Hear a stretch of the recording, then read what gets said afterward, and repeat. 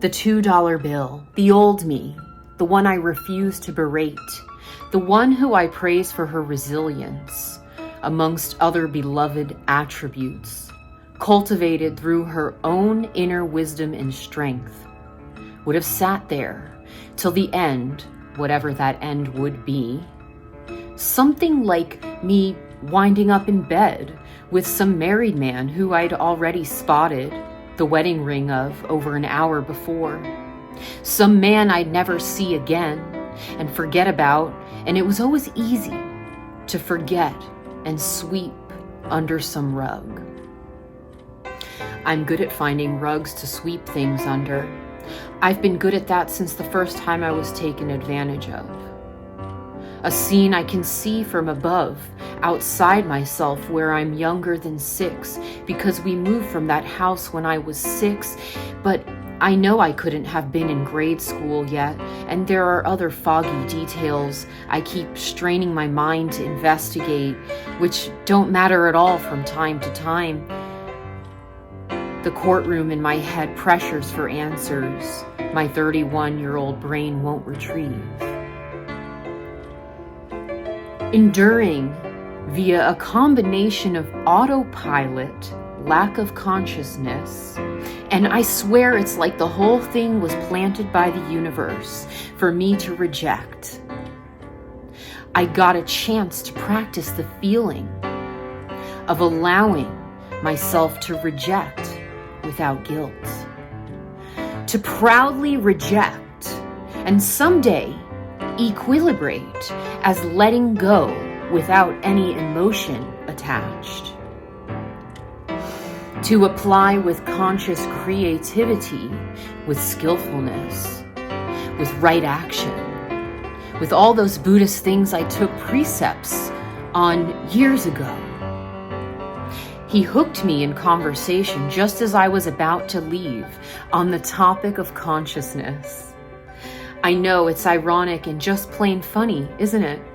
Perhaps he sized me up in a specific way to see which type of conversation might get me to engage with him. Now, maybe if I hadn't had a drink, I'd have left earlier. But I sat there. Later on, he'd ask outrightly why a woman like me would continue to sit there. It was a mix of wanting to figure out how he'd nailed a conversation topic that would engage me, and an old program, which remained almost physically incapable of saying no to men. And it sucked. Even the dominatrix heart in me, cultivated throughout my 20s, was fading. The conversation went on for 45 minutes to an hour. I realized I was sitting there engaging with some stranger who, if they were younger, I'd perhaps fuck in an easy recreational sex thing, but it would be meaningless. Some stranger who felt the need to talk about depth of connection. And it's one thing, men who will just go for it outrightly, easy. And another is the breed who favors acting deep, philosophical, to make themselves seem a certain way. He kept me on a string of trying to guess what country he was from. Maybe my 30 minutes of morning meditation every day for the past month paid off.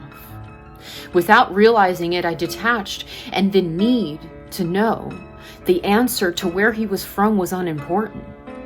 It didn't matter. I was engaging in a random conversation in some random place in a suburb of Philly with some random, noticeably married man in his 60s who couldn't even remember to be sneaky and take his wedding ring off before flirting with me. At least that guy back in my barista days did his best. Eye roll. But you haven't even guessed what country I'm from. Don't you want to know? I'm all right with a mystery. He asked me to exchange numbers. I don't think that's the best thing to do here, I replied, with a smirk combined with inner disgust. Besides, you're married. He replied with something of how, oh, it's just, and something added to that in a distant fog, where at a 190 degree I replied, how I've been there and done that. Affairs aren't fun. And let's just leave this one on a high note, Mark. I got in my car. I shook my head and chuckled in disbelief. The critic said how I should have left much earlier than I did. But the wise part of my head, who sees all and knows what real progress is, showed me the progress I did make. In the past, I would have sat there lingering, almost immobilized, like the child I was who has molested repeatedly for years and had the boundaries she never knew she had the right to have violated would. But this time, I watched myself sit there. I watched, and I tried to study what exactly kept me sitting there, curiously, and with as much detachment from judgment as possible. Not everything is perfectly clear. At some moments, all I could do was watch the feeling. I chuckled something about men being a certain way, some blanketed, worn out, burnt out statement a burnt out sex worker would think to feel better about how annoyed they are with serving men. And I knew I was conscious of the harmful thought. And I thought of the affairs I was a part of in the past.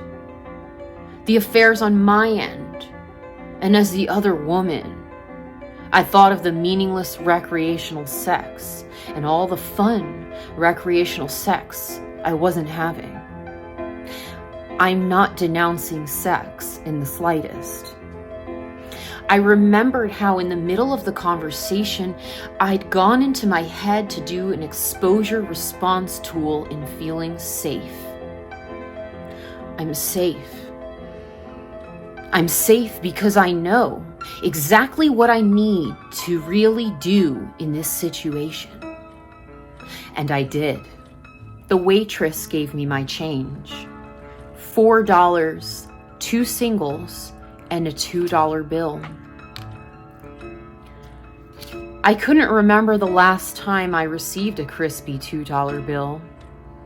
I kept the bill, changing it out with 2 other singles plus 2 other singles. I went back to the hotel, danced while flossing, and found myself jumping on the bed like I was a careless child. It wasn't till my reflecting in my journal that night that I thought again of the $2 bill. I know well enough these days that too many things have been synchronistic for me, especially as I've awoken. Turning over the bill, there it was. The Declaration of Independence. Like this video if you liked it, subscribe to the channel, and comment below. I'd love to hear from you. I'd love to guide you in your empowerment and help you navigate through what is disempowering you, from stepping into your truth, from healing and transforming, from meeting and surpassing the barriers that you have put up against love. Contact me at holisticjuniper.com. I do holistic personal development coaching, space holding, integrated attachment theory / relationship coaching, where you can heal your attachment style, and much, much more offers. The power's in you. See you next time. Mwah.